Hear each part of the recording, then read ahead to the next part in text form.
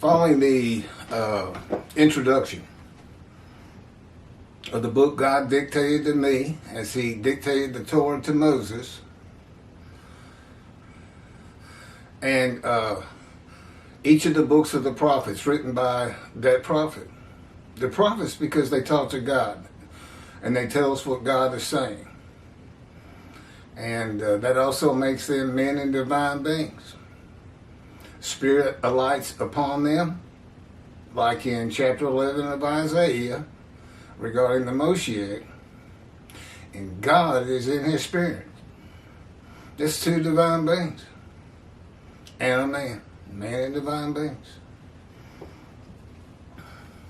Okay, chapter 1. We're redoing the entire book. I had just redone all the chapters, but we've already reposted it about 7 times, and it's already starting to wear a little bit. And I got all my equipment out, so we're gonna do it again. There'll be one more repost of the ones we just finished, and which comes up to 67. It was around 50, but it's all those part 1s and part 2s and 21 part 11 with Rashi. I don't know why I can't get my memory card to just go without stopping. It stops at 30 minutes every time. I just went through every function on my camera and I don't see where any change would be helpful. We are trying to put more light into it. I've moved my light fixture. Okay, the Leper scholar. The oral tradition and the oral law are necessary. What? It's this way. Trying to get centered in the camera. Are necessary for an understanding of the laws given to Moses by the Lord, such as how you keep and observe the Sabbath of Exodus, chapter 31, verse 16, must be determined in the oral tradition.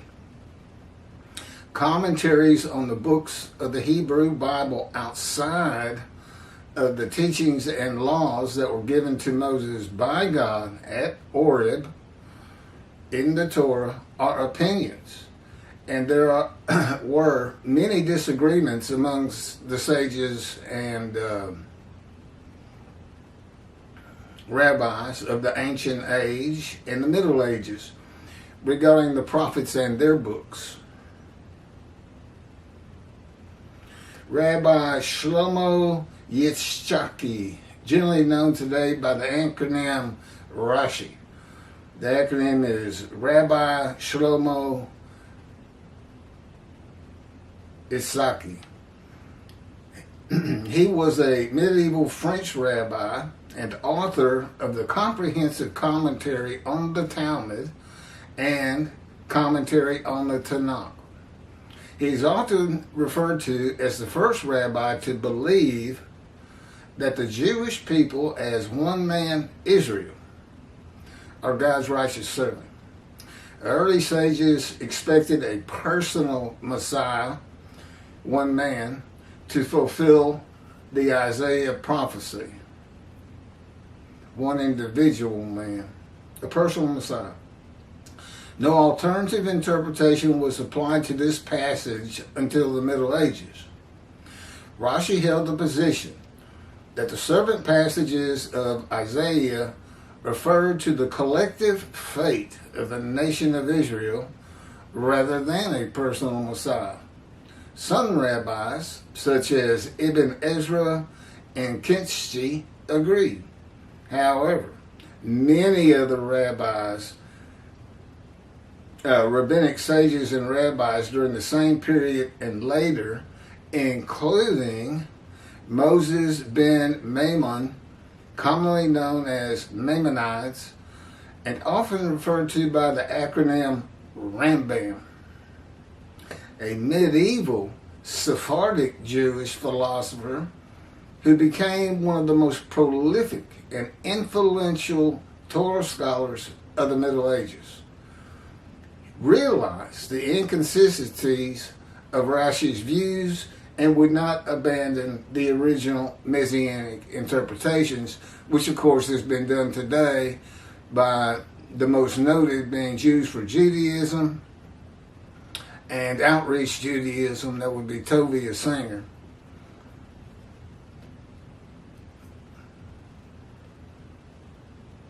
Tovia's got some 66,000 followers, and I don't know what Jews for Judaism has, but I suspect it's even more, but I'm not sure about that. Rashi's commentary on Isaiah 52, 13 through 15, supporting his position, conflicts with his commentary on the book of Zechariah, chapter 1, when he says, okay, that's Rashi's commentary on 52, 13 through 15, and all of 53. But it conflicts. He says this on the first page of the book of Zechariah, chapter 1. The prophecy of Zechariah is extremely enigmatic because it contains visions resembling a dream that requires an interpretation. We cannot ascertain the truth of its interpretation until the teacher of righteousness comes. Teacher of righteousness is the personal Messiah described in Isaiah 53. So here if that was his opinion, he didn't have it when he was going through and adding commentary to the book of Zechariah. So I don't know when he supposedly changed, or if he had changed back and abandoned it. I don't know. I don't know if anybody knows. The teacher of righteousness, Rashi, awaits as God's righteous servant of Isaiah 53. He is referring to a particular man and not the people Israel, which would include himself. Rashi is known for inconsistencies in his interpretations. Some of the first written interpretations, or targums, which is ancient paraphrases on biblical texts, that's a targum, see Isaiah 53 as referring to an individual servant, the Messiah, who would suffer. Messianic Jewish Talmudist Cracknell Fryland recounts those early views. Quote, our ancient commentators with one accord noted that the context clearly speaks of God's anointed one. That would be Isaiah 11, the Messiah. The Aramaic translation of this chapter, ascribed to Rabbi Jonathan ben Uziel, a disciple of Hillel, who lived early in the 2nd century, Common Era, begins with the simple and worthy words. Excuse me. Behold, my servant Messiah shall prosper. He shall be high and increase, and be exceedingly strong as the house of Israel. Look to him through many days, because their countenance was darkened among the peoples, and their complexion beyond the sons of men. And this is in parentheses, Targum Jonathan on Isaiah 53 ad locum. We find the same interpretation in the Babylonian Talmud. What is the Messiah's name? The rabbi said his name is, and this is in quotes, the leper scholar. As it is written, surely he hath borne our griefs and carried our sorrows, yet we did esteem him a leper, smitten of God and afflicted. That's from the Sanhedrin, 98 small b. Similarly, in an explanation of Ruth, chapter 2, verse 14, in the Midrash, Rabbah, it states, he is speaking of the King Messiah, come hither. draw near to the throne, and dip thy morsel in the vinegar. This refers to the chastisements, as it is said, but he was wounded for our transgressions, bruised by our iniquities. And what you can see here, they have the same problem everybody's had from day one. Nobody realizes all these words of suffering and wounds and punishment, chastisement, have to do with the five refinement. That the personal Messiah, the righteous servant Moshiach, prophet like Moses and Elijah, has to go through to make the many righteous. Elijah makes the many righteous himself. He recounsels sons to fathers and fathers to sons in Malachi 3.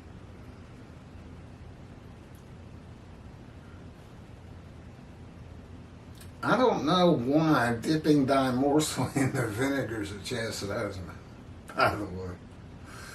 The Zohar, in its interpretation of Isaiah 53, points to the Messiah as well.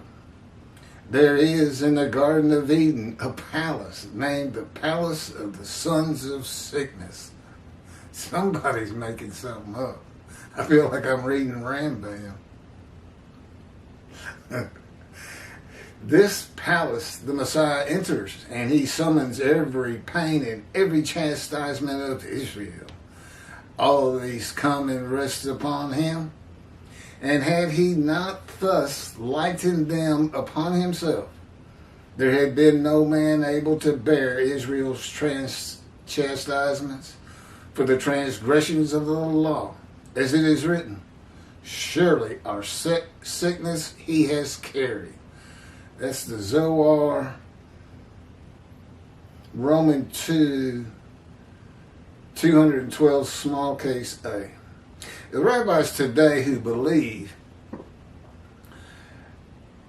Isaiah 53 describes the Jewish people have been left to their own analysis in their interpretations, and there are different opinions on how the Jewish people fulfill the verses of Isaiah 53. Rabbi Tovia Singer of Outreach Judaism and Jews for Judaism both believe Isaiah 53 describes Israel. And they disagree with each other in their analysis, their commentaries. This is not unusual. Rabbi Nachmanides often disagreed with Rabbi Maimonides, Rambam. Tovia Singer follows the Christian belief that God sacrifices his children by applying the animal atonement and worship laws of the Torah to human beings. The murderers of the Holocaust is who I'm referring to, who weren't unblemished rams. They were all blemished. I'm sure that all man is. And Jews for Judaism believes in an exaltation by the world of the Jewish people, which is not in the Hebrew Bible. If you want to find any source for it, it's going to be Rambam. It will never happen. The Jewish people were formed by God to test the world. He knew they would hate them. But what do you think is going to change about the Jew that's going to change 2 billion Christians and have them disavow Jesus and 2 billion Muslims and disavow Allah? What do you think is going to happen?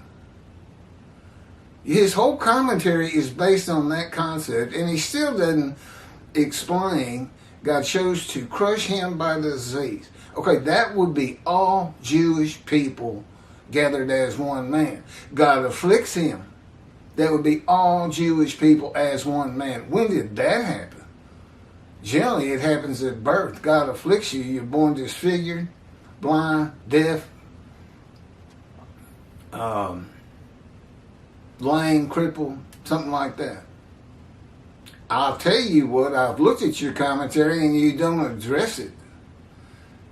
What's his name? Kravitz and Skoback. And how about Tovia Singer? How do you get 6 million dead people that are exposed to death but given long life. And how is 6 million of some 20 million in the world or something like that, all the people gathered as one man Israel? And when did they go out and make the many righteous, this 6 million? Or are they just guilt offerings and Hitler is the righteous servant? I mean, that makes more sense than anything. If all 6 million fit into the 53:10 verse that he offered himself for guilt, which is the proper interpretation. Toby is known for his fluency in Hebrew, but he dropped the ball here. If he thinks that says guilt offering, I've got an awful lot of people who disagree with him. And it certainly wasn't a cue from God to go to Leviticus, revive his animal sacrificial and worship laws, which only God can do. It's his laws if he wants to revive them. And then change it, add to the Torah. Puts in human beings. 6 million of them are guilt offerings. Well, it means you can offer any human being as a guilt offering, I suppose. If you can find one that's unblemished. And the ovens of Auschwitz and the other death camps are not altars of God, which is part of the sacrificial system. He should have just stuck with the personal Messiah. Moshiach is coming, and he's the man in 53, and agreed with the sages. And you would think Skobach would too. I can't tell you how many times I've heard him say, or maybe it's the same video over and over. Our sages say. My answer to that is always, what do you say? That was like 2,000 years ago. In a time of illiteracy, no universities, no schools. Our sages say. I'm not saying they weren't great for their time, but you can see Rambam just making stuff up left and right and misinterpretations. I'm sure he was one of the greatest of his time, and a physician to boot. I think in Egypt. You know what he probably believed in this day of medicine and science and knowledge? Putting leeches on people and draining their blood to get a sickness out of them.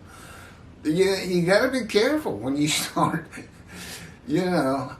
idolizing people from long ago. You got to consider when they lived and what they believe. Resurrection of the dead is the other. We believe in a spiritual heaven today. After a period of enlightenment in the common era that is here today through computers, and it's provided for in the Hebrew Bible, chapters 1 and 10 of Ezekiel is a spiritual heaven, shows you a spiritual heaven. The eyes on the creatures and in the wheels of the wheelworks in chapter 1 that become cherubs in chapter 10, but Ezekiel says it was the same vision, rises to the house of God, and God is there. Those eyes are the spirits of the Jewish people in Israel. Doesn't say it leaves Israel, by the way. Might be a good reason to come back, Jews across the world, but they won't. If you grow up in a certain country and neighborhood and this and that, more than likely you're not coming back to Israel. Maybe if you were a very religious person, but most aren't. Only 30% in Israel are observant Jews under the last survey I saw, which is still more than in Christianity. Now, I don't know about Islam. It seems like they all believe in Allah, which is crazy because the Quran came from the angel Gabriel, who does not exist. There is a Gabriel in the book of Daniel, which is not a book of the prophets, but he's a man in a vision. It's the Christians, I think, that turned him into an angel with all the stuff they make up. There's no Lazarus. There's not even a Satan. We've made that point before. I know he appears 3 times in the Hebrew Bible, but he's just story. He's not real. Well, he's not attacking God anyway, because I've been with God for 16 years now. I haven't spotted him coming around. I know in Job he comes and talks to God, but there's no angel Gabriel, which means that statement regarding the Quran, that it was based on information the angel gave Muhammad, and then his followers wrote the Quran based on what he told them. There's a serious flaw in there somewhere. Now, it may not be as bad as the New Testament. I mean, it's awful. What? Prophecy fulfilled. No, it's not. Matthew. And the greatest lie ever told in deceit by the lips of Jesus himself. Now, I don't know how you can be unblemished if you've tricked the world into believing they're sin-free because of your crucifixion. Actually, he never actually taught that. That really comes from Paul and Peter. And, of course, is believed by all Christians today.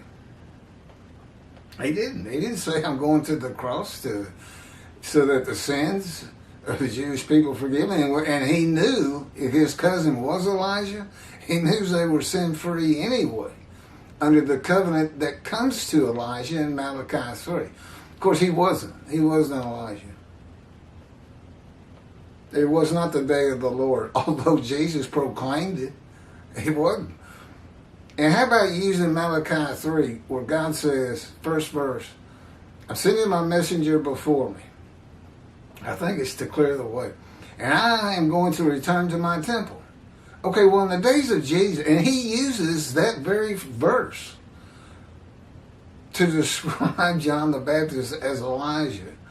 Well, I got news for you. God was in his temple in the days of Jesus. He wasn't returning. There's so much backward and wrong in that book. It's incredible. The greatest lie ever told, Jesus Christ. He changed it. I've got a video on it. I'm not going to go through the whole thing again. Just blatant lie. I mean, it's not even close. Now, of course, I'm saying Jesus. Jesus is a myth. Now, he never existed. It's whoever wrote that gospel decided to change things up because, what did they say? They'd say, well, look, nobody's got scrolls to speak of. Nobody can read. We can put anything we want in here. And they did. Whoever wrote it. Nobody believes that's the actual Matthew, the disciple. It's too far above his head for fishermen or whatever. I guess that's the reason they say that. Anyway, I've read that.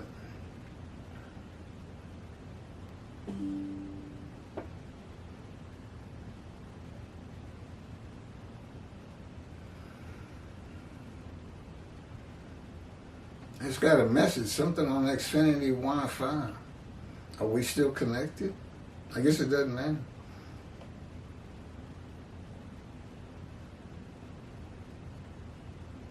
The shortest verse in the Christian New Testament is, Jesus wept.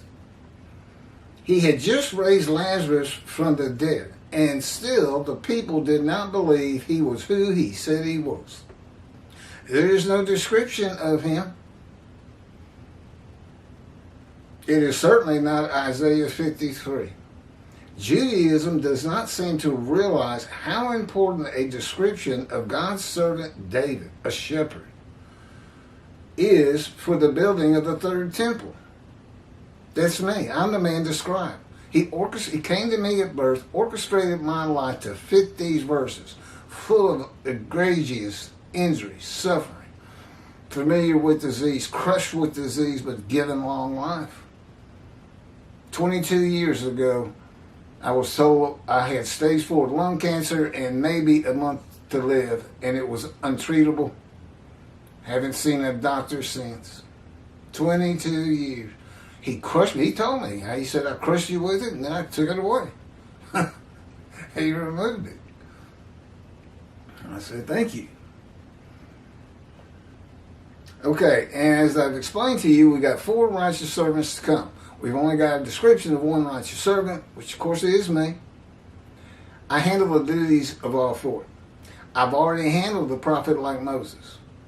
God dictated this book and another book, my life, to me as he dictated Torah to Moses, which is the unique aspect of Moses. That in the Exodus, but we don't have any reason for that. That's who you look for. You don't look for a leader like Joshua and say, well, he's the prophet like Moses. No. God didn't dictate a book to him, best we know. That it is the book of Joshua. So if you go with the leading character, he did. And God's not going to answer it. Maybe, maybe not. But in any event, he's not the man of Isaiah 53 either. There's nothing in his life that would compare to what I've been put through. The prophet... Now remember, Elijah's supposed to clear the way. He's the messenger in Malachi 3. If Elijah is not recognized, right here, it's my knowledge of heaven you look for. The only man specifically taken to heaven in the Hebrew Bible, and he returns? What do you think that's about? A proof. Ask me something about heaven. God taught me everything I need to know. And for the most part, it's all in this book. How the angel of God's presence was created. How Adam was created. Nuts and bolts. If Elijah is not recognized, his purpose in clearing the way for the Lord's return to his temple will not prosper. And God will bring utter destruction to the land, Israel. God considers himself his creation. Now that's in Malachi 3, his last words. Why there isn't a clamoring to have a temple built in 1948 to today, I don't know. Except your rabbis apparently don't teach it. Utter destruction to the land if there's no temple. And for 70 years there's been no temple. He could have come back in any one of those years. He is back. But he knew the temple wouldn't be built. Because he says so in the covenant of friendship. I will place my temple amongst you. Which, by the way, the covenant of friendship completely refutes the Messianic era.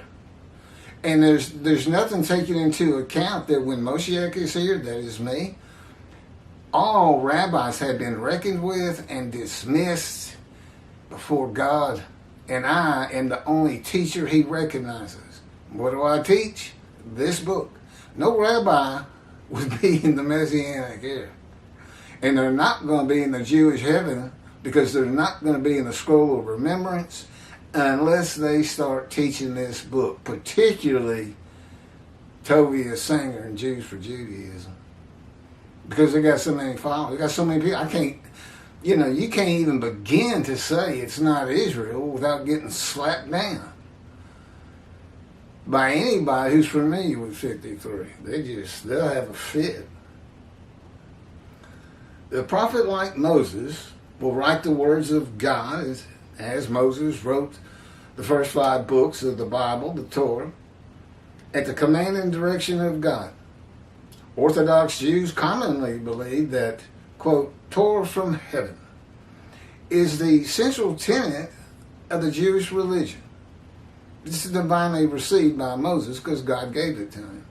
In Orthodox circles, it is understood to mean that God dictated the entire text of the first 5 books of the Bible, with the possible exception of the last 8 verses of Deuteronomy. Is that where Moses died? Anyway, to Moses, and then wrote it down. If he is not recognized, and again, that's me, I'm his representation, the prophet like Moses. He speaks to me, I speak to the Jewish people, those that want to listen. If he is not recognized, no one will know that what he writes is Scripture, the written word of God. He wants Judaism out of antiquity and into the modern times. Knowledge. Believe in a spiritual heaven. Well, Rambam's 13 principles of Judaism, the 13th one, is a belief in a resurrection. Well, take it out. Change it. Or delete it. And say, for now, I don't know, do it any way you want to do it. But you should get the resurrection out of it, just like the Christians should tear off the Old Testament and pretend they never attached it to their book. Because that's primarily why God's wrath is upon them today, from Isaiah 51. And mind you,